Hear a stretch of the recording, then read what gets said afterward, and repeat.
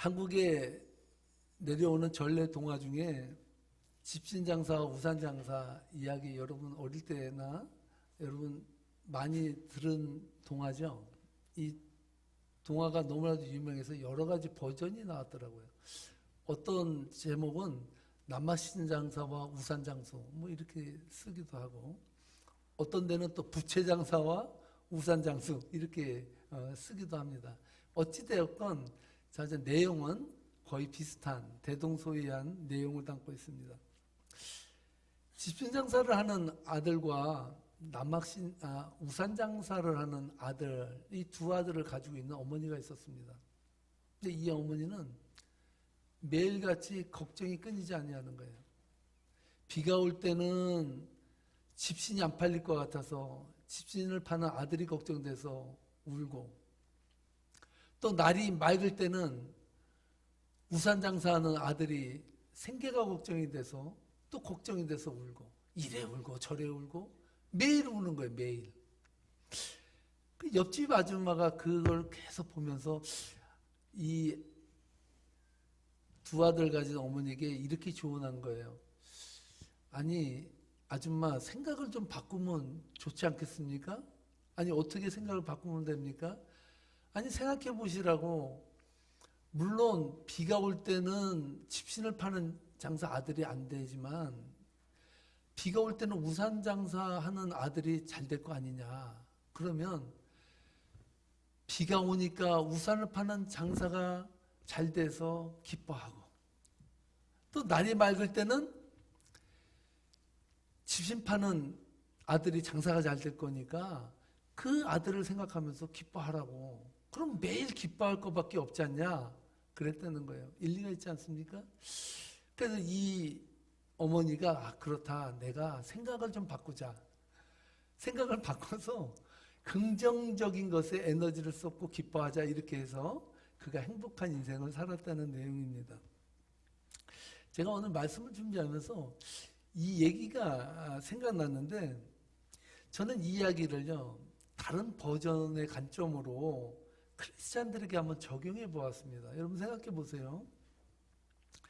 만약에 여러분들의 자식이 우산 장사를 하는 자식이 있다고 생각해 보세요.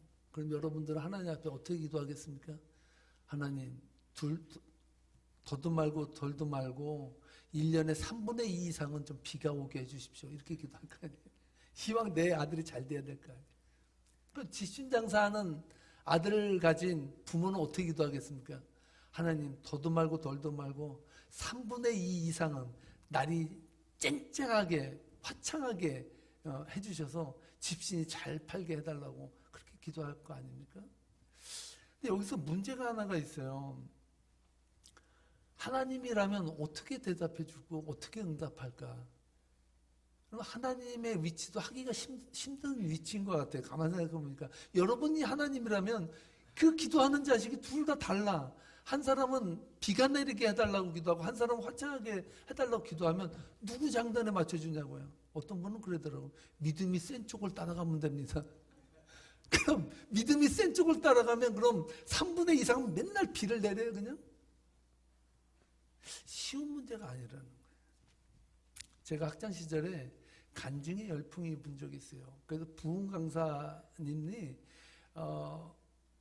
부흥회를 개최했는데, 지금 생각해보면 별 얘기도 안 하셨는데 엄청나게 힘을 가지고 말씀을 전하는 부흥회가 있었습니다. 그래서 저는 어릴 때부터 어머니 손을 잡고 매일같이 부흥회는 졸면서도 거기에 누워서 앉아 있었거든요.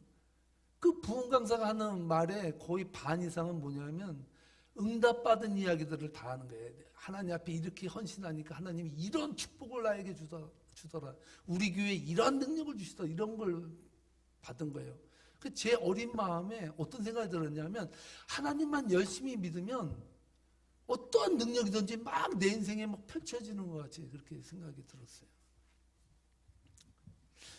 그 가운데서 간증으로 유명했던 분이 원종수 권사님이라는 분이 있었습니다. 뭐 신앙생활을 오래전부터 하신 분은 이분을 다 알 거예요. 이 원종수 권사님은요, 그 학교 다닐 때 학창시절에 성적이 어땠냐면요, 488명 중에 410등을 한 사람이에요. 근데 이분의 어머니의 믿음이 대단해요. 어느 정도 대단하냐면 거지가 집에 오면 그 거지를 위해서 목욕을 시켜주고 새 옷을 입혀주고 그리고 먹을 거를 그 사람이 원하는 것만큼 먹여주던 분이에요. 그 일을 누구한테 시켰냐? 원종수 권사한테 시켰다는 거예요. 그럼 너무 더러우니까 만지질 못하니까 짝대기 가지고 옷을 벗겼대. 짝대기를 가지고.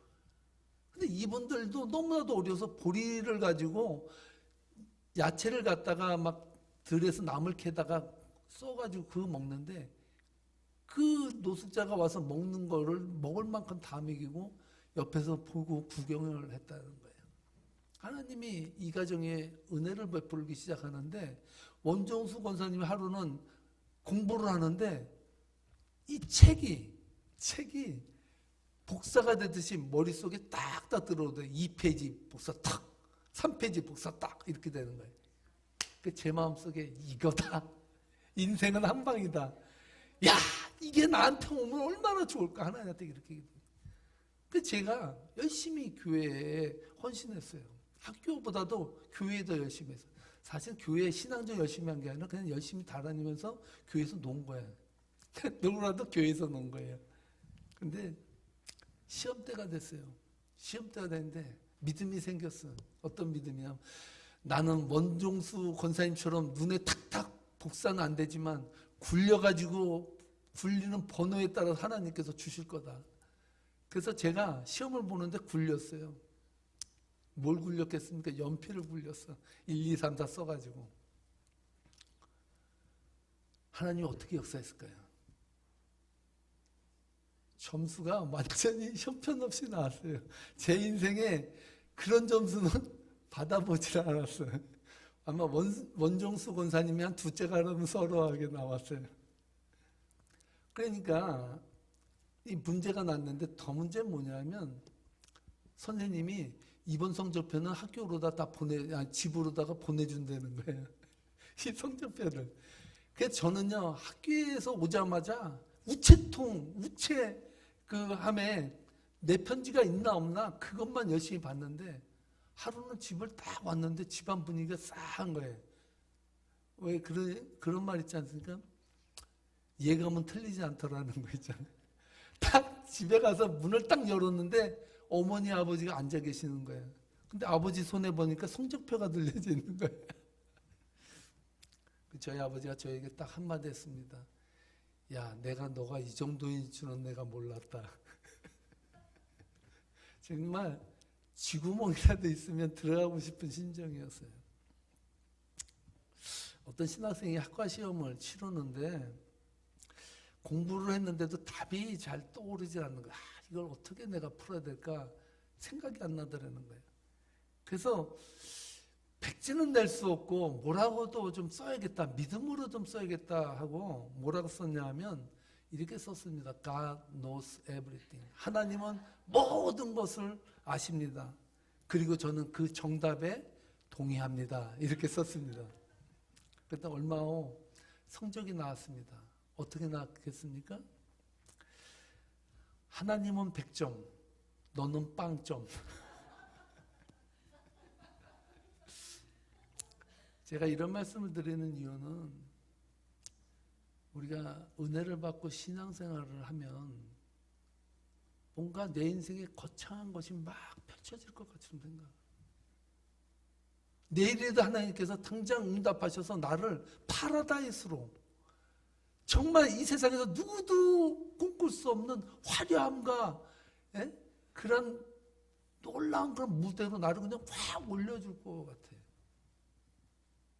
신앙생활 하는 사람 중에서 맨날 그 허황된 꿈을 꾸는 사람이 있다고요. 제가 예수님만 열심히 믿으면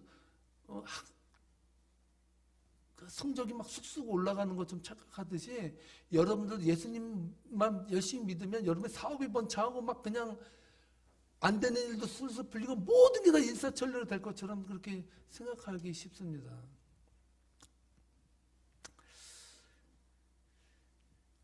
제가 창세기서를 계속 강의하고 있는데요. 제 아내가 그 말을 하더라고요. 왜 교회 처음 오시는 분들도 있고 유튜브로 보는 분들이 있는데 왜 창세기 강해를 지금 하고 있다는 말을 안 하냐. 아니, 성도님들이 제가 갑자기 창세기 말을 하면 뜬금없이 들을 수 있지 않냐 이러더라고요. 그 제가 말씀드리려고 해요. 지난주에 저희가 창세기 어디를 살펴봤습니까? 창세기 16장 6절로 14절 말씀을 제가 살펴봤어요. 그래서 제가 사실은 오늘 여러분들에게 드리는 이 설교의 주제를 함께 지난주에 다루려고 했는데 말씀의 결이 좀 다르고 하나님이 주신 메시지가 이게 작지 않다라고 생각을 했어요. 그래서 제가 그 말씀을 어쩔 수 없이 나누어서 여러분들에게 오늘 7절로 10절 말씀을 가지고 말씀을 전하게 됐습니다. 지난주 말씀을 살펴보면 사례가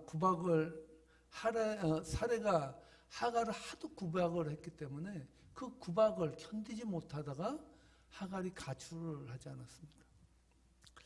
그것도 종의 신분으로 가출을 한다는 건 그 당시 문화 속에서 여자가 그 당시 광야 같은 사막과 같은 그런 길을 따라서 여자가 가출해서 간다라는 것은 죽음을 의미하는 것처럼 위험한 그런 결단이고 무모한 결단이에요. 그래도 하갈이 가출을 선택한 이유는 이래 주거나 저래 주거나 죽는 건 마찬가지다. 까짓 거 구박과 학대는 받지 말고 도망치다가 죽자 이렇게고 아마 그는 길을 떠났을 거예요. 참 기가 막힌 일은 아무도 알아주지 않고 돌보지 않던 하갈에게 하나님이 찾아오셨다는 사실. 하갈이 얼마나 기뻤을까요? 정말 누구도 알아주지 않아요. 나한 목숨 그 여자가 그것도 종이 어디 가서 죽는다고 해서 누가 묘비라도 하나 세워주겠어요? 거죽대기 하나 씌워주면 그거가 땡큐 아니겠어요? 그러한 존재인 나를 하나님께서는 계속 광야길에 함께 하시면서 그 우물가에서 쉴 때 하갈을 만나러 하나님이 오셨다는 거예요. 놀라운 역사죠. 완전히 자신을 모멸과 두려움에서 구출해줄 구원자를 만난 기쁨이었을 거예요. 여러분은 이 대목을 어떻게 이해하고 읽으시는지 모르겠는데 7절로 8절 말씀에 보면 9절까지 7절 9절 말씀에 보면 이렇게 말해요. 한번 읽어보겠습니다. 여호와의 사자가 광야의 샘물 곁 곧 술길 샘 곁에서 그를 만나 이르되 사라의 여종 하갈아 네가 어디서 왔으며 어디로 가느냐. 그가 이르되 나는 내 여주인 사례를 피하여 도망하나이다. 여호와의 사자가 그에게 이르되 내 여주인에게로 돌아가서 그 수하에 복종하라. 아멘. 여러분이 하갈이라면 하나님이 주시는 해법을 이해하겠어요? 지금 누구 때문에 도망왔습니까? 사례가 하도 구박을 해가지고 도망왔거든요. 그래서 기쁘게 하나님을 만났어요. 그 하나님이 하갈을 얼마나 네가 학대에 시달렸냐, 얼마나 고생했냐, 이제는 너 고생 끝, 행복 시작, 이렇게 말하면 얼마나 좋겠어요. 근데 하나님께서 하갈에게 그러는 거예요. 하갈아, 내가 널 사랑한다. 감사합니다, 주님. 근데 내가 너에게 한 가지를 내가 명한다. 무엇입니까? 무엇인지 따르겠습니다. 사라에게만 돌아가지 말게 해주십시오. 이렇게 기도하지 않았겠어요? 근데 하나님의 음성은 너의 주인 사라에게 돌아가라는 거예요.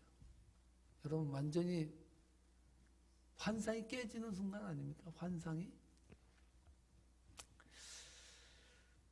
적어도 그녀의 인생에 쨍하고 해돌날 돌아온 것처럼 짠하고 뭔가 사람들이 부러워할 무언가의 응답이 와야 되는데 응답이 없어요. 하나님은 하갈에게 쨍하고 해뜰날은커녕 다시 호랑이 굴로 들어가라는 말씀을 하신다는 거죠. 그리고 자기 여주인 사라에게 그저 나 죽었습니다. 가출해서 잘못했습니다. 하면서 복종하라고 말씀하시는 거예요. 하나님께서는요, 하갈의 길을 살려주신 것이 아니라 하갈의 길을 꺾어버리셨어요. 그러나 하나님께서는 자신을 그토록 구박하던 사라에게 다시 가라고 말씀하시면서 한 가지 약속을 해주십니다. 10절 말씀인데요. 다 함께 읽어보겠습니다. 여호와의 사자가 또 그에게 이르되 내가 내 씨를 크게 번성하여 그 수가 많아 셀 수 없게 하리라. 아멘. 이 말씀은 무엇을 의미할까요? 하갈아, 네가 네 여주인 사라 때문에 죽을 지경이지? 거기 있으면 너 죽을 것 같지? 도저히 견디지 못하고 힘들지? 그러나 염려하지 마라. 내가 너로 하여금 셀 수 없는 엄청난 자손을 내가 너에게 부어줄 거야. 이렇게 약속했다는 거예요. 여러분, 이 약속의 의미 속에 뭐가 담겨 있는지 알아요? 하갈아, 네가 사라에게 갈지라도 내가 너에게 한 가지 약속할게. 너는 절대로 죽지 않아. 너는 절대로 죽을 수 없어. 너를 통해서 자손이 나온다는 건 산다는 거 아니에요? 살려주시고 역사하고 이끌어간다는 거 아니에요? 내가 네가 그 힘든 그 과정의 길에 다시 갈지라도 두려워하지 마. 내가 있어 라고 말씀해주고 있다는 사실이에요.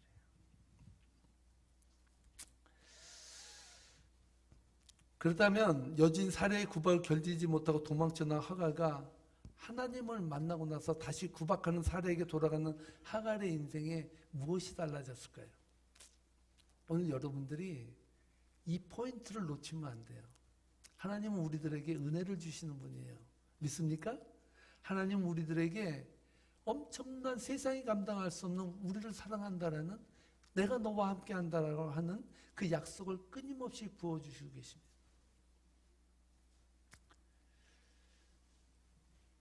하갈의 인생에 변한 것은 한 개도 없어요. 그런데 하나님 역사하시는 걸 믿어요. 하나님께 함께 하신다고 약속했어요. 그러나 하갈의 인생은요, 변화된 게 없다고요. 그런데 달라진 것 한 가지가 있습니다. 그것이 무엇일까요? 하갈의 인생 가운데 견딜 수 있는 힘이 생긴 것입니다. 어려움과 고통과 때로는 수모와 좌절과 낙담 가운데서도 내가 능히 이것을 견딜 수 있는, 주님이 나와 함께하고 계시다라는 그 역사를 믿고 꿋꿋이 그 자리에서 하나님 앞에 견디는 놀라운 영적인 힘을 하갈이 가졌다는 사실. 오늘 말씀의 주제를 은혜라고 쓰고 견딤이라고 읽는다라고 정해보았습니다. 여러분, 착각하지 마십시오. 하나님의 은혜가 임하고 하나님의 사랑이 임하면 팔자가 굳자되지 않습니다. 자꾸 팔자가 굳자된다고 생각하니까 포인트가 달라지는 거예요. 뭐 여러분의 인생이 화려한 음악의 스타로 변신하는 것도 아닙니다.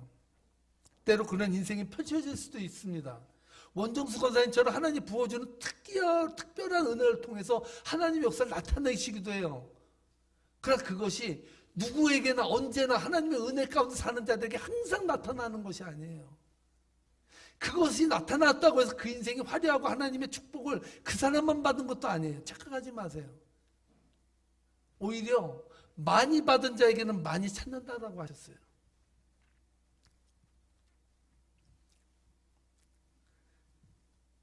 때로 우리의 인생에 우리가 상상하지 못하는 놀라운 음악의 스타 같은 그런 역사도 펼쳐질 수 있겠지만, 진짜 하나님의 은혜는 내가 처한 지금의 곤경과 문제와 시련 앞에서 견딜 수 있는 힘이 주어지고 있다는 사실입니다. 그럼 믿으십니까? 믿음은 견디는 힘이에요. 은혜가 온다는 것은 나에게 내 인생이 바꿔졌다는 것이 아니라 내 인생이 똑같을지라도 똑같은 상황을 받아들이는 나의 영적인 눈이, 견딜 수 있는 믿음이, 힘이 나에게 주어졌다는 사실. 그것에 감사하고 감격할 줄 아는 자가 은혜가 무엇인지 아는 사람. 제가 고등학교 들어갈 즈음에 아버지 사업이 다 망한 것은 여러분들이 많이 들어서 아시죠? 서울로 이사 와서 살 때요, 서울은 또 좀 비쌉니까? 월세를 살았는데 진짜 지금 생각해보면 다 쓸어가는 2층 집이었는데 1층에 주인이 살고 2층 조그만 그 방 하나 있고 부엌도 아주 그냥 조그만. 지금 생각해보면 교도소보다도 그 안에만큼 될까? 그 정도밖에 안 될 것 같은 생각이 들어요. 왜냐하면 저희 집에 식구가 다 눕는데 시골에서 저희 사촌 아저씨가 올라오면 한 자리를 차지하는데 그러면 약간 옆으로 가고 자다 보면 맨날 옆에 사람이 막 걸려 막 이런 데서 살았습니다. 하루는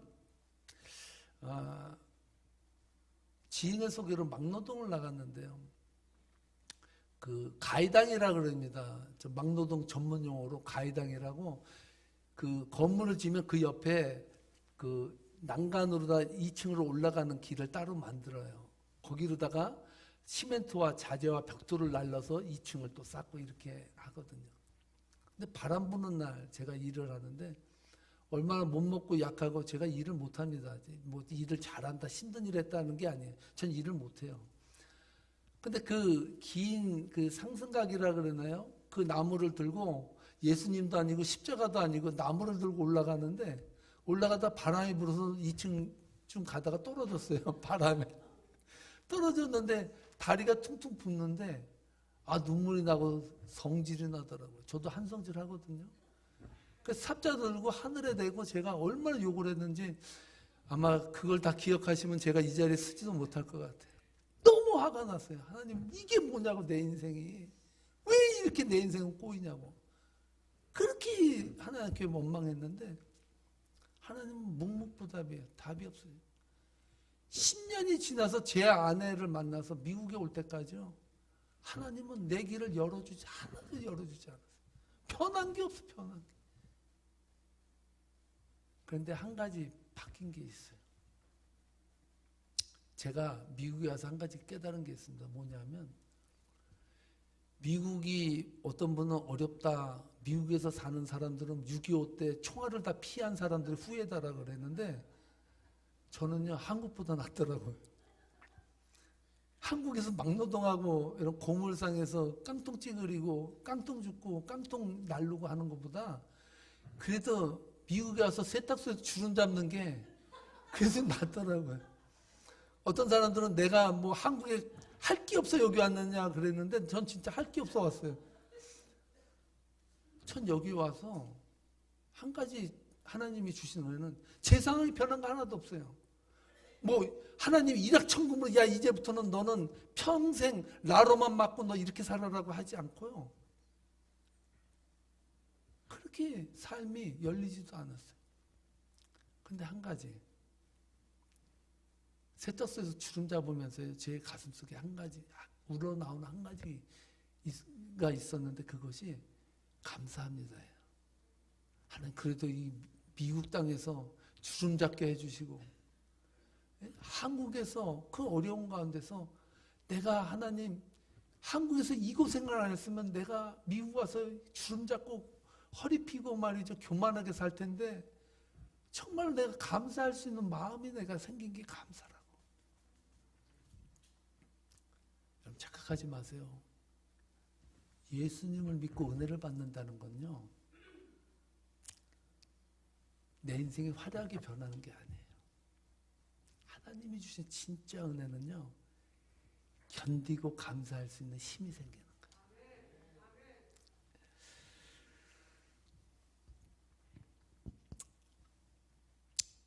저는 이것이 은혜라고 생각합니다. 하갈이 도망쳐온 그 자리로 다시 돌아갈 수 있었던 것은 똑같이 살해 구박이 있을 것이라는 사실을 알면서도 그 자리로 돌아갈 수 있었던 것은 하갈에게 견딜 수 있는 이유가 생겼고 견딜 힘이 생겼다는 거예요. 저는 오늘 말씀을 준비하면서 찬송가 438장의 찬송이 제 마음에 그렇게 많이 위로가 되고 제 마음 속에 들어왔습니다. 이 찬양 여러분도 다 잘 아는 찬송입니다. 내 영혼이 은총 입어 중한 죄짐 벗고 보니 슬픔 많은 이 세상도 천국으로 화하도다. 할렐루야 찬양하세. 내 모든 죄 사함받고 주 예수와 동행하니 그 어디나 하늘나라. 참 은혜로운 가사 아닙니까? 여러분, 어디가 여러분 천국이고 어디가 아름다운 장소고 평안한 장소입니까? 다윗은 이렇게 고백해요. 주님, 저는 궁중에서의 첫날이 하나님 전에 문지기로 사는 그 한날보다 좋지 않다. 내가 차라리 하나님의 성전에 문지기로 사는 게 더 행복하다라고 고백했어요. 우리가 어디에 있느냐가 중요한 것이 아니라, 따라하시기 바랍니다. 누구와 함께 있느냐. 내 인생이 초막이나 궁궐이나 어디에 있을지라도 가장 중요한 것은 주 예수가 우리와 함께하면 거기가 하나님의 나라일 줄 믿습니다. 사랑하는 성도 여러분, 주님은 여러분들에게 은혜를 쏟아 부어주셨습니다. 그 은혜가 아니면 여러분 주님의 전을 밟을 수가 없어요.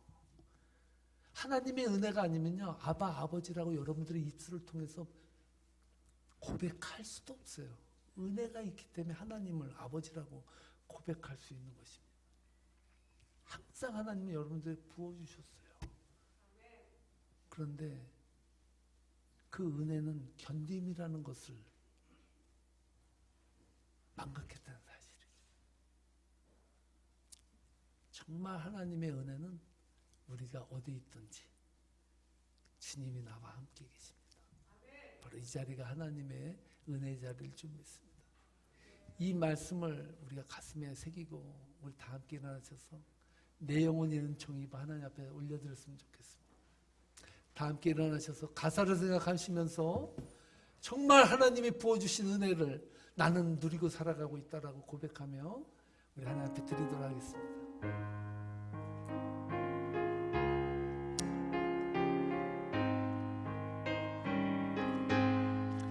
내 영혼이 은총 입어 중한 죄짐 벗고 보니 슬픔 많은 이 세상도 천국으로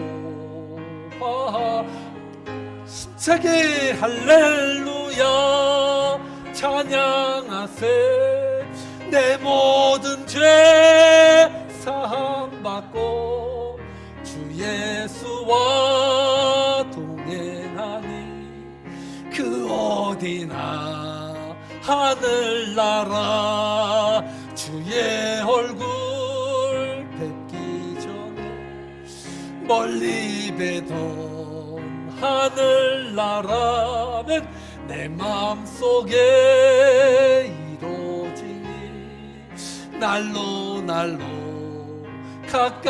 가깝도다면 할렐루야 찬양하세. 내 모든 죄 사함받고 주 예수와 동행하니 그 어디나 하늘나라. 높은 산이 거친 들이 초막이나 궁궐이나 내 주 예수 모신 곳이 그 어디나 하늘. 할렐루야 찬양하세. 내 모든 죄 사함받고 주 예수와 동행하니 그 어디나 할렐루야. 다시 한번 할렐루야 찬양하세. 내 모든 죄 사함받고 주 주 예수와 동행하니 그 어디나 하늘나라. 할렐루야. 주님, 우리는 세상에서 헛된 꿈을 꾸고 살아갑니다. 진짜 은혜가 무엇인지, 세상 사람들이 걷는 그 기복에 매여서 아버지 하나님 인생을 허영에 쫓은 인생을 저희가 살아가고 있습니다. 성령님, 호랑이 같은 그 사라의 구박이 있는 곳으로 하갈을 보내는 하나님의 심정은 얼마나 아픕니까? 그럼에도 불구하고 진짜 은혜는 견딤에서 온다는 것. 진짜 참 은혜는 허황된 기복을 쫓지 아니하고 하나님의 말씀을 붙들고 주님의 말씀이 있는 곳이 하늘나라라고 고백하며 살아가는 그 삶이 믿음이라고 오늘 가르쳐주고 있습니다. 성령님, 오늘 세계명교회 성도님들 위해 은혜를 부어주셔서 감사합니다. 하나님, 그 은혜를 가지고 하나님을 찬양하길 원합니다. 성령님, 오늘 이 시간 저희들의 마음을 활짝 열어주셔서 성령의 강권하신 은혜를 찬양하는 주님의 백성 되도록 축복해 주옵소서.